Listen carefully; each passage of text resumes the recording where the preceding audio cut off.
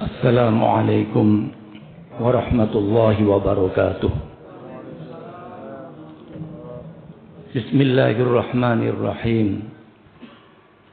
Alhamdulillahilladzi amarna bittaqwa wa nahana 'anit tiba'il hawa. Wassalatu wassalamu ala sayyidina Muhammadin wa ala alihi wa ashabihi ajma'in, amma ba'du. Faqad qala Allah ta'ala fi kitabil karim, a'udzu billahi minasyaitonir rajim. Wa'tasimu bihablillahi jami'an wa la tafarraqu. Al-ayat. Shadaqallahul azim wa shadaqa rasuluhun nabiyul karim wa nahnu ala dzalika minasyahidin. Yang sama-sama kita muliakan, kita hormati imam salat Isya. InsyaAllah salat raweh, mudah-mudahan salat kita diterima oleh Allah Subhanahu wa Ta'ala. Dalam hal ini kami mendapatkan amanat dari takmir masjid untuk menyampaikan sekelumit pesan keagamaan yang terkait dengan tema mempererat hubungan dengan Allah Subhanahu wa Ta'ala. Ini tema sangat berat ini ya. Jangan dibayangkan bahwa Allah itu muncul di hadapan kita berwujud seperti ciptaannya ini. Tapi Allah Subhanahu wa Ta'ala kita pahami sebagai Ad-Dhatul Mutlaqah Al-Mujarradah Anit Ta'alluqi Wat Tanasubi. Zat yang maha absolut, sendirian, tidak berhubungan dengan siapapun kecuali dengan dirinya sendiri. Tapi Allah mewujudkan alam semesta ini. Ada yang terkait dengan alamul amri dan alamul khalqi. Imma ayyakuna alamul amri wa alamul khalqi. Ala lahul khalqu wal amr, tabarakallahu rabbul alamin. Allah tidak memiliki kepentingan terhadap segala yang diciptakan, segala yang diwujudkan. Tetapi justru yang Allah wujudkan, yang Allah ciptakan ini niscaya butuh dan membutuhkan kepada Allah Subhanahu wa Ta'ala. Karena itu jangan sampai hubungan kita dengan Allah Subhanahu wa Ta'ala ini terputus. Ruh, spirit, upaya dan perjuangan kita harus terus kita kumandangkan supaya hati, pikiran serta amal perbuatan ini senantiasa berada di jalan Allah Subhanahu wa Ta'ala. Di antara ayat-ayat Al-Quran yang memberikan tuntunan kepada kita semua agar bisa mempererat hubungan dengan Allah Subhanahu wa Ta'ala ialah Quran surat Ali Imran ayat 103 ini atau 102.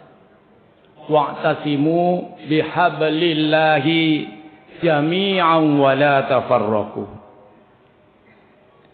Dan berpegang teguhlah pada tali Allah, jangan sampai cerai-berai. Artinya jangan sampai hubungan kita kepada Allah ini terputus sekalipun kita itu sudah tidur, sudah wafat, tetap kita itu bersambung kepada Allah Subhanahu wa Ta'ala. Ini contohnya kalau kita itu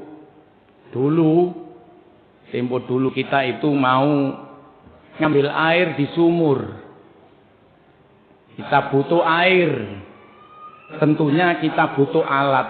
Nah, alatnya ini butuh tampar.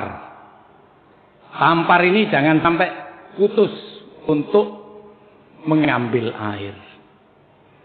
Oleh karena itu, perangkat supaya kita itu tetap berhubungan dengan Allah Subhanahu wa taala yang disebut oleh Al-Qur'an wa'tasimu bihablillahi, di antaranya adalah Al-Qur'anul Karim yang sudah disampaikan oleh Allah dari Lauhil Mahfuz sana itu sampai ke baginda Rasul sallallahu alaihi wasallam melalui malaikat Jibril.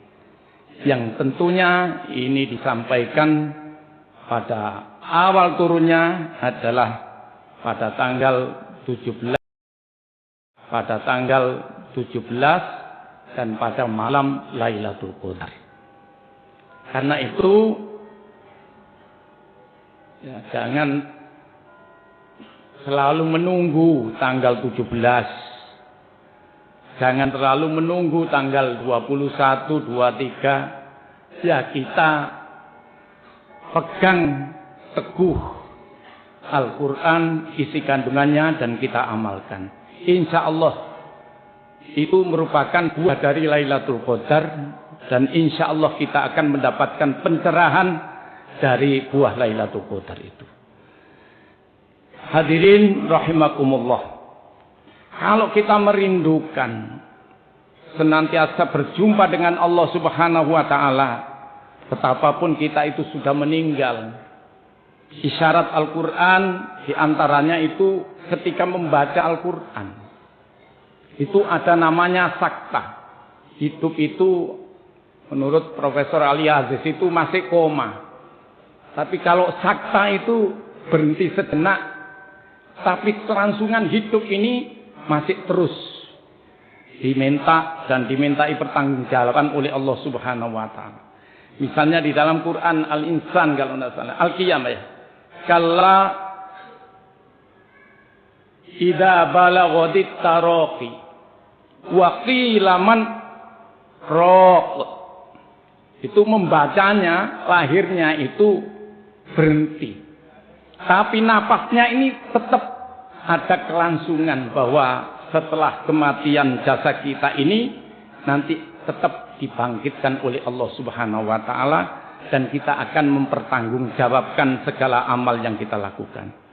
Karena itu di penghujung surah Al-Kahfi Allah berfirman, "Man kana yarju liqa'a rabbih falyamal 'amalan shalihan wala yusyrik bi'ibadati rabbih ahada."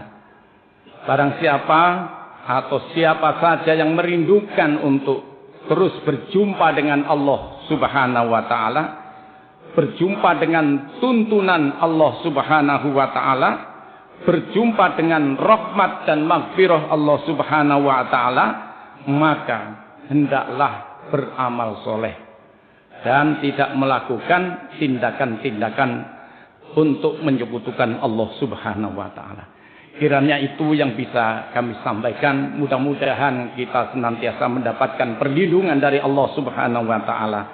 Hati kita, lisan kita, perilaku kita, dan hal ikhwal yang terkait dengan apa yang kita miliki senantiasa dijaga oleh Allah Subhanahu wa taala. Kita bisa memanfaatkan dengan maksimal lebih-lebih di bulan Ramadan. Insya Allah dilipat gandakan amal kita semuanya. Sekecil apapun insya Allah mendapatkan pengampunan dari Allah Subhanahu wa taala yang mengantarkan kita menjadi sababiyah kita mendapatkan anugerah yang terbesar di sisi Allah dan makhluk ciptaannya. Adanallahu wa iyyakum ajma'in wa asa rabbunallah ayyadiyana sawa'as sabil. Wassalamu alaikum warahmatullahi wabarakatuh.